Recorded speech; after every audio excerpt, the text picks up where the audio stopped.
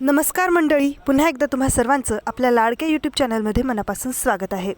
जुळली गाठ ग या मालिकेचा आजचा भाग खूपच इंटरेस्टिंग होता. सुरुवातीलाच आपल्याला असं दिसतं की सावी वकिलांना जाऊन भेटते. ते सावीला सांगतात की आपण मुजुमदारांच्या विरोधात केस करू शकतो, पण ही वीक केस होईल, कारण जमिनी कशासाठी दिल्यात हे फक्त तोंडी आहे, लिखित नाही. त्यामुळे मुजुमदार ही केस सहज जिंकतील आणि आपला वेळ पैसा वाया जाईल. तर इकडे दामिनी दीपाला सावीकडून डिवोर्स पेपर्सवर सही मिळवून देण्यासाठी 50 लाख रुपये देण्यासाठी तयार होते. ते ऐकून तर दीपा आनंदाने नाचतच असते. गडबडीने ती घरी निघते. ती जाताच भास्कर दामिनीला विचारतो, तू खरंच ही डील निभावणार? त्यावर दामिनी हसत म्हणते, आपलं काम झालं की डील संपली. इकडे भाऊंना जे सगळं घडत असतं त्या सगळ्यांचा खूप मानसिक त्रास होत असतो. सारखे तेच विचार भाऊंच्या डोक्यात येत असतात. तेवढ्यात दीपा शाळेचं छोटंसं मॉडेल घेऊन येते आणि हे दामिनी मॅडमच्या माणसानं दिलं आहे असं सांगते. त्यासोबत आलेली चिठ्ठी ती वाचते, ज्यात लिहिलेलं असतं की ह्या मॉडेलची जी गत होणार आहे तीच गत तुमच्या शाळेची सुद्धा होणार आहे. की लगेच त्या मॉडेलचा स्फोट होतो. सगळ्या घरभर त्याचे तुकडे आणि धूर पसरतो. बिचारे भाऊ तर हे पाहून अजूनच खचतात, रडायला लागतात. तेवढ्यात सावी तिथे येते. त्यात दीपा म्हणते, बापरे, आता तर फक्त मॉडेल उडवले त्यांनी. उद्या खरंच शाळा उडवली तर, आणि त्यात आपली पोरं असली तर. हे ऐकून तर भाऊंची अवस्था खूपच केविलवाणी होते. नाही, माझी शाळा आहे, ही माझी शाळा आहे, असं कसं होईल, माझी शाळा, असं म्हणत रडत ते खालीच कोसळतात. सावी आणि केतन भाऊंना धीर द्यायला येतात, पण त्यांचेही डोळे पाणावलेले असतात. इकडे धैर्य घरी येतो तर भास्कर त्याला चांगलंच सुनावतो. आई बघ, आला तुझा हारलेला वाघ घरी शेळी बनून. त्यावर धैर्य भास्करकडे रागाने पाहत असतो. म्हणून दामिनी म्हणते, त्याच्याकडे काय रागाने पाहतोय, बरोबर आहे त्याचं, तुझ्या हातून सगळं निष्ठट चाललं आहे धैर्य. त्यावर धैर्य म्हणतो, नाही आई, या धैर्य मुजुमदारची मूठ इतकी सैल नाही. उद्या सकाळपर्यंत अंधार आणि सावीचा माज दोन्ही मिटलेले असतील. आणि एक कॉल करून तो सांगतो की बुलडोजर घेऊन तयार राहा. कोणाला कळलंही नाही पाहिजे की ह्या जागेवर कधी शाळा उभी होती.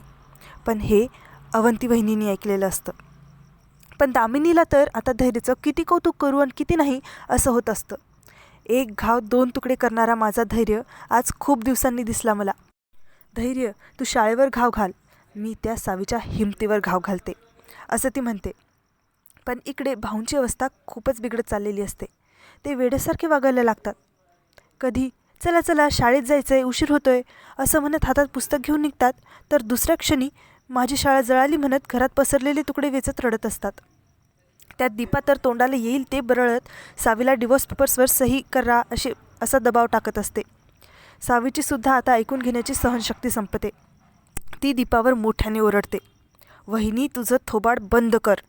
पण दीपा कसली ऐकते. उलट 2 गोष्टी सावीलाच ऐकवून ती निघून जाते.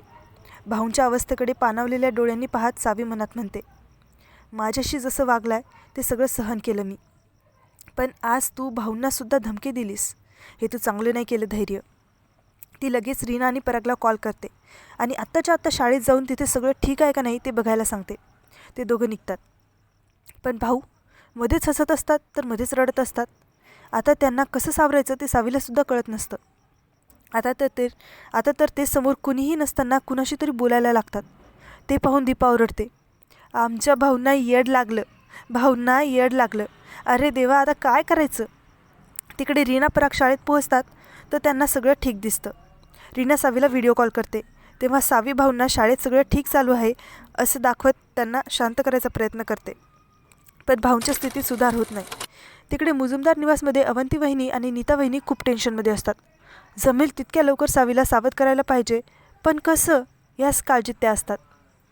दामिनी धैर्याचं औक्षण करून, मला तुझा खूप अभिमान वाटतोय, तुला या कामात यश मिळो असं म्हणते. धैर्य म्हणतो, आई, तुला दिलेले शब्द मी आज पूर्ण करून दाखवणार. मग हिरासुद्धा धैर्याचं औक्षण करायला येते आणि आज मला खात्री झाली की तुमच्या मनात त्या सावीबद्दल फक्त रागच आहे आणि तुम्ही फक्त माझेच आहात असं म्हणते. इकडे अवंती वहिनी खूप हिंमत गोळा करून लपून छपून सावीला सावध करण्यासाठी मेसेज करत असतात. तेवढ्यात विलासची एंट्री होते. त्याचा आवाज ऐकताच वहिनींच्या हातातला फोन खाली पडतो. विलास म्हणतो, अरे वा, मी तर चांगल्याच वेळी एंट्री केली आहे. त्यावर भास्कर म्हणतो, नायकांच्या बरबादीची तयारी तर सुरू आहे, पण हा जोशातला वाघ हरलेला ससा बनून आला तर? त्यावर धैर्य म्हणतो, जर शंका असेल तर येऊनच बघा मी काय करतो ते. इकडे सावी कशीबशी भाऊंना झोपी घालते. तेवढ्यात तिला मोबाईलवर अवंती वहिनीचा मेसेज दिसतो. ते पाहून ती टेन्शनमध्ये येते. पुढील भागात आपल्याला असं दिसतं की धैर्य बुलडोजर घेऊन शाळेत पोहोचतो, तर सावी ठामपणे त्याच्यासमोर उभी असते. आता पुढे काय होणार हे पाहणं खरंच खूप इंटरेस्टिंग असणार आहे. तुम्हाला याबद्दल काय वाटतं ते आम्हाला कमेंटमध्ये नक्की सांगा. पुन्हा भेटू उद्याच्या भागाबरोबर. तोपर्यंत आनंदी रहा, काळजी घ्या.